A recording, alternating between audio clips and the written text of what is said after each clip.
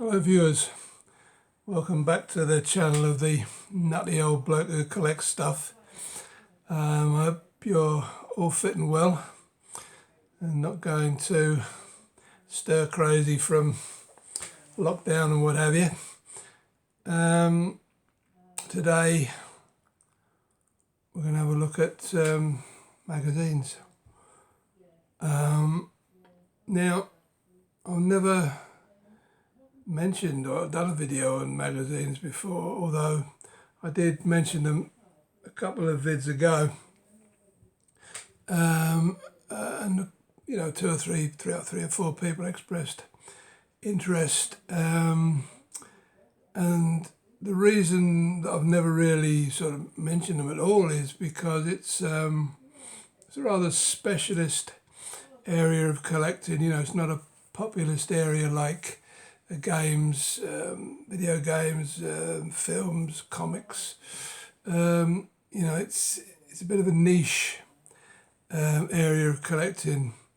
I personally have got many hundreds of magazines. Most of them are sort of out of sight in cupboards, or what have you. But those people that have seen them, they say to me, "You're not a collector so much as a hoarder." And I say, well, that's not correct, because the difference between a hoarder and a collector is a hoarder collects everything and anything, whereas a collector always has a goal in mind, and that goal is completion. That's certainly my goal. If I start collecting something, I want a full set, I want a completion. That's why I don't like the term hoarder too much, because I don't collect sort of cereal boxes and fag packets and whatever, which old milk bottle canisters, which a lot of people do, apparently, newspapers. Anyway, when I say the goal of a collector is completion, I suppose today's example of magazines that I'm going to show you is a good example of that. It's Superplay magazine. It was a SNES only magazine from the mid-90s, I believe, and there were only 47 issues, which is one of the reasons it's quite a popular magazine amongst magazine collectors. That and the fact that the covers are very, very nice. I think that's what attracts a lot of people to the magazine. Now, when I say 47 issues, there were 47 issues published in the 90s, and for some reason, about a year ago maybe, Superplay decided to give away issue 48 after all this time. The new Superplay SNES Mini Special. It was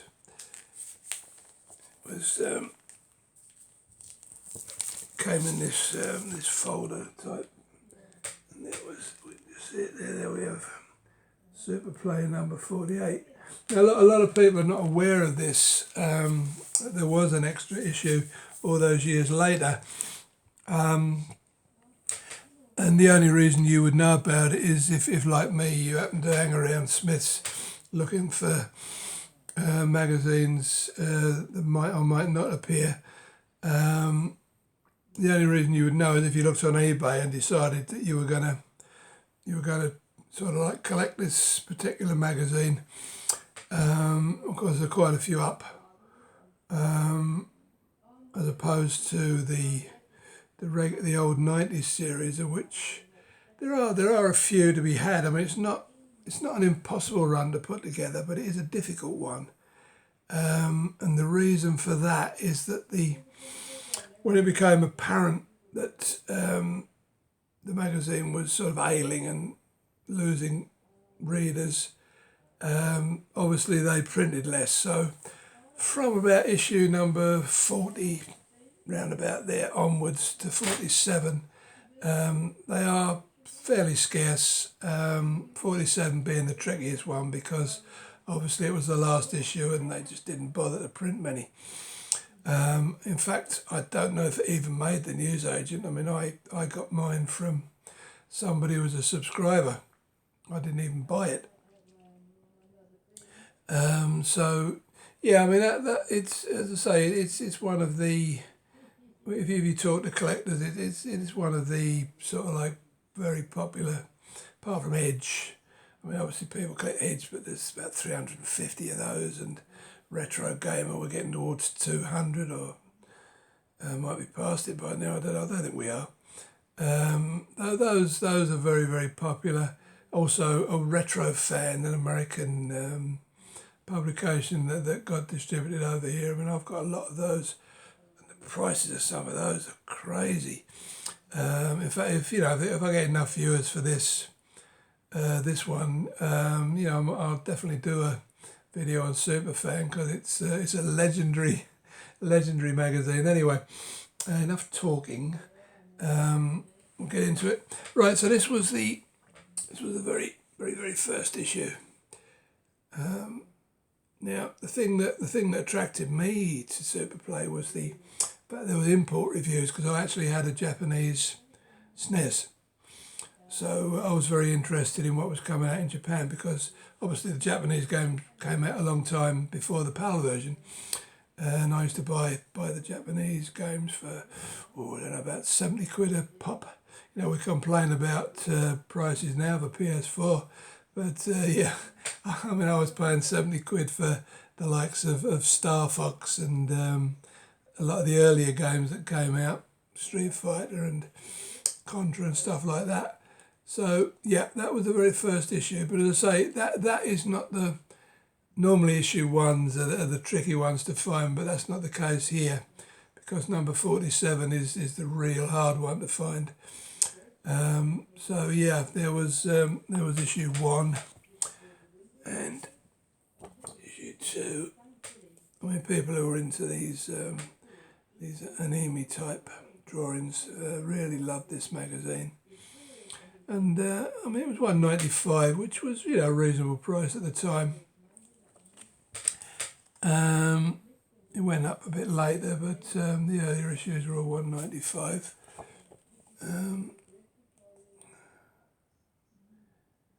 And they used to, as I say, they used to do a lot of reviews of Japanese games, which I think was popular at the time, because a lot of people had Japanese machines for the reason I just mentioned.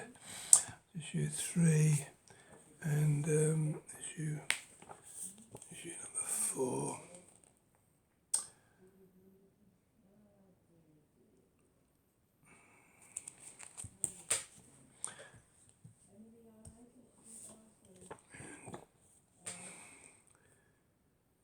Issue 5.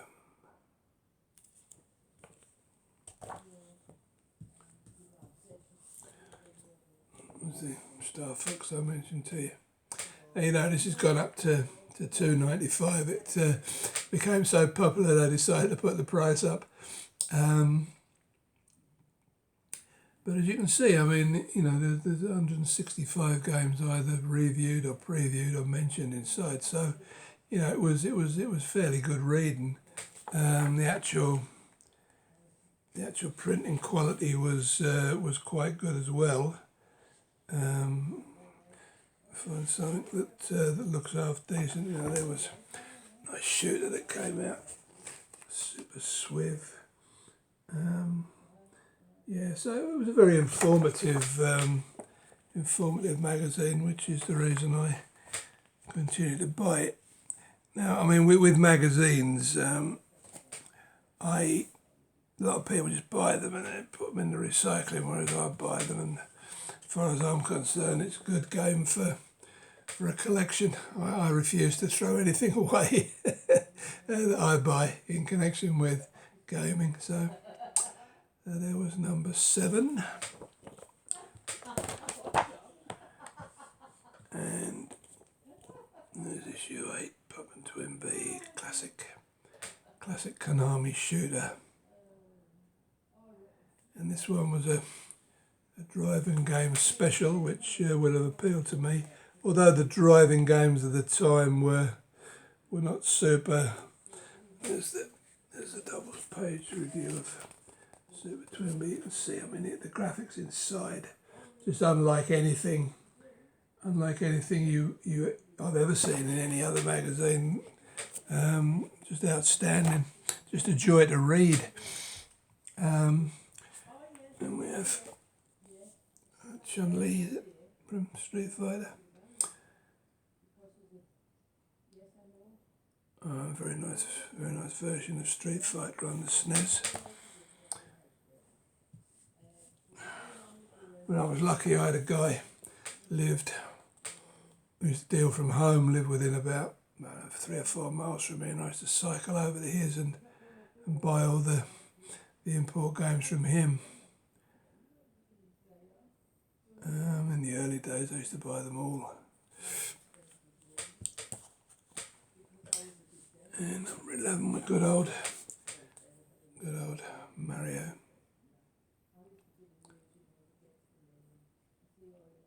Just 308 games covered in there. I mean, it's probably, apart from Game Fan, it's probably one of the best magazines there's been, quite frankly. I mean, you know, 350 issues of Edge, but Edge is very dry and almost academic, you know, in its coverage, whereas this was just, you know, good fun. Number 12, and 13, 350 games either mentioned or reviewed or previewed in that one. So, you know, it certainly didn't hold back on content. It's some lovely adverts as well. It's a nice advert for Pop into MB on the back. And Konami were very much supporters of the SNES in its early days, which was one of the reasons for its massive success. But to say all the covers, I mean, if you could get rid of all that print, you know, you could frame these covers. They're absolutely lovely. Issue 14. I'm getting these the right way up. I normally store, with magazines like this, just a tip for anybody who might have magazines, I normally store them 4 going one way and then 4 going the other, so you haven't got the spines. Because if you put the spines all the same way, eventually you get a bow in the middle, and you know, it can kind of ruin your magazines in time because they develop a kind of a permanent dip. But if you go 4 spines one way, 4 the other, it kind of evens them out. Number 15. And one of my favourite games, R-Type 3. I saw a Japanese copy of that at a recent event I went to, and I was staggered at the 90 quid price of it. But they tell me that's a reasonable price, very reasonable price, in fact, so I wish I'd bought it. There we go. That's number 16, and yeah, number 17, good old Mega Man. Another classic. One of the classic platformers. And issue 18. As I say, these mid-range issues are the ones that are the easiest to find. They must have had the highest print runs and what have you. There's a lot of these up on eBay. I mean, some of them they're asking like 20 quid. I don't think they'll get it, but there are some up for like 7-8 quid. I saw 19. I saw a block of 1 to 36, I think, being sold on eBay currently, and they want £160 for it. But to be quite honest, from what I saw of the pictures, the condition of some of them not great. I mean, even that's a £5 each, even if you buy them in block.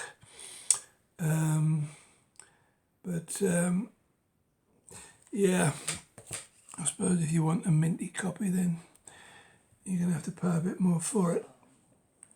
There we go with number 20. It's Metroid, I assume. Yeah. See by the word in there. Right, so then we're on to the 20s now, 21.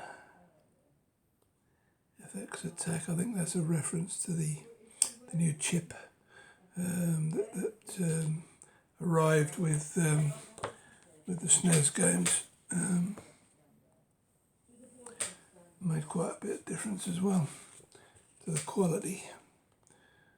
Syndicate, that's a game we all know well. Because by this time, the issue 22, by this time a lot of the PAL games were coming out a bit quicker, you know, closer to the Japanese releases, so particularly nice cover, that one. 23 and 24. Of course, the Japanese were very keen on their RPGs, which I've never been keen on, but just a personal preference.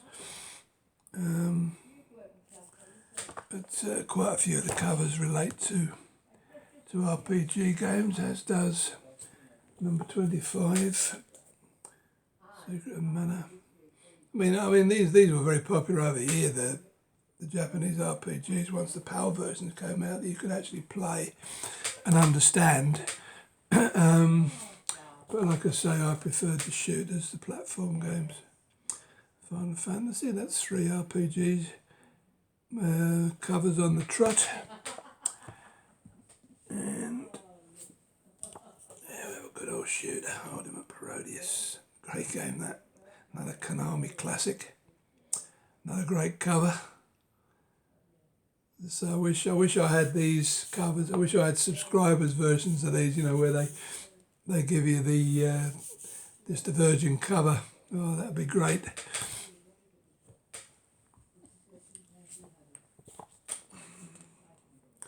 There we have issue 28. Right, now we're getting round about the area where these X-Men 29, where these become a little bit more scarce.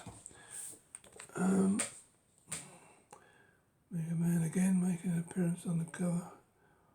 Price never went up again, you know. I think, in actual fact, the price went down. I just noticed that one's $2.50. So obviously it was doing so well for a time that they were able to.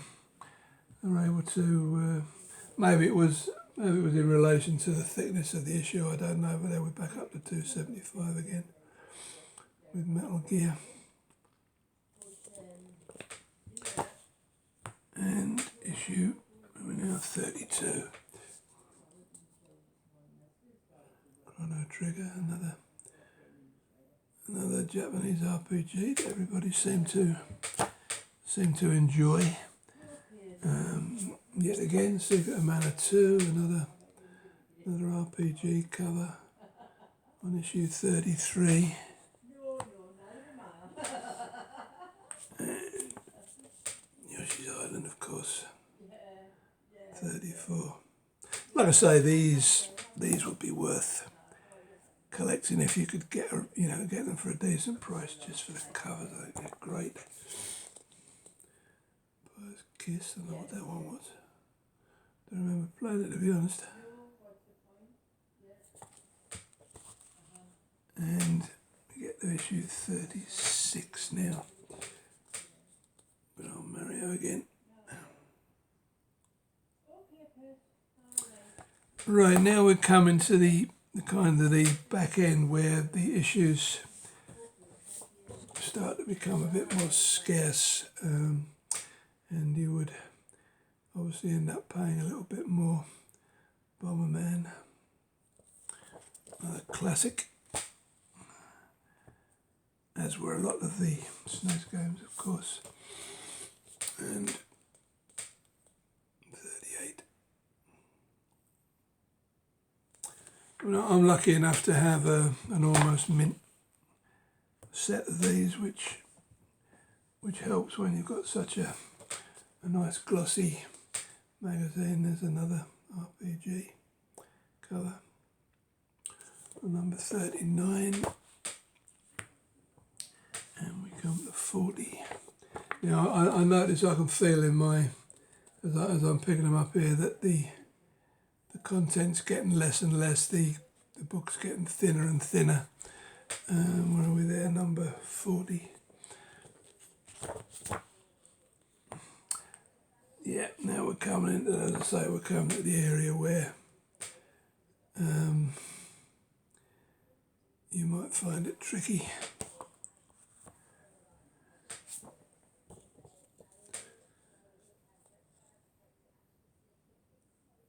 These ones seem a bit thicker. Maybe it was just a period when there wasn't many games to cover. And 43. Yeah. So these last few would be the ones that would give you the trouble if you came to collect them. 44. Kirby. And